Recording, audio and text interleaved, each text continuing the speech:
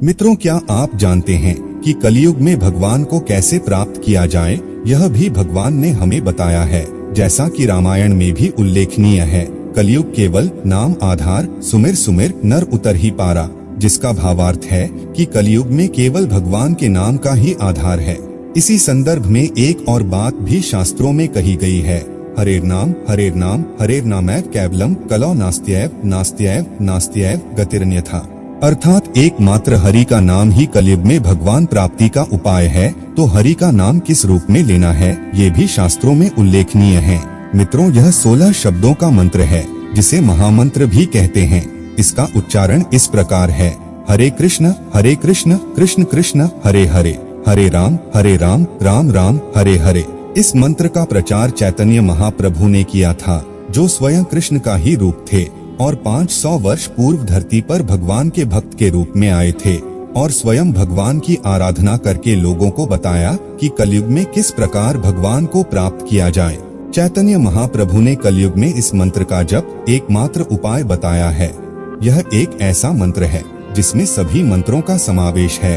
उनका कहना था कि भगवान के नाम से प्रबल इस संसार में कुछ भी नहीं। इसीलिए कहा जाता है कि कलयुग में भगवान को पाना आसान है, क्योंकि सतयुग में ध्यान के द्वारा ईश्वर को प्राप्त किया जाता था, त्रेता युग में यज्ञ के द्वारा और द्वापर में पूजा के द्वारा। ये तीनों ही मार्ग अत्यंत कठिन है और कलयुग के लोगों के लिए इतनी कठोर तपस्या, समय और एकाग्रता के अभाव के कारण संभव ही नहीं।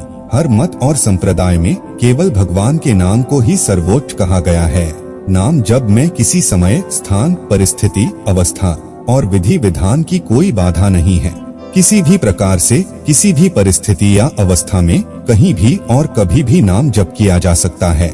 इसी संदर्भ में श्रीमद् भागवतम में अजामिल नामक ब्राह्मण की एक कथा है, जिसने सतयुग में घोर पाप किया। विवाहित होने पर भी वो वेश्या के पास रहा। उस वेश्या से अजामिल को एक पुत्र भी प्राप्त हुआ, जिसका नाम नारायण रखा गया।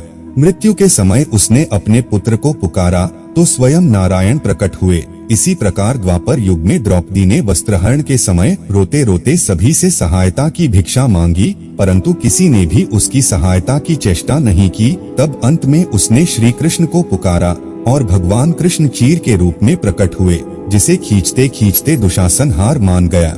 राजा परीक्षित के वैद्य धन्वंतरी का कहना था कि नाम जप एक औषधि है जो सभी रोगों को नष्ट कर देता है, लेकिन नाम जप से पाप तभी नष्ट हो सकते हैं जब किए गए पापों को लेकर मन में प्रायश्चित हो और उन्हें ना दोहराने का संकल्प हो। यदि हृदय से किया जाए तो नाम जप से आप स्वतः ही पवित्र हो जाते हैं। जो भगवान को दिल से याद करता है वह निश्चित रूप से उन्हें प्राप्त भी करता है। तो मित्रों, आज की प्रस्तुति यहीं समाप्त होती है। आपको यह वीडियो पसंद आया हो तो लाइक और कमेंट्स से हमें बताएं।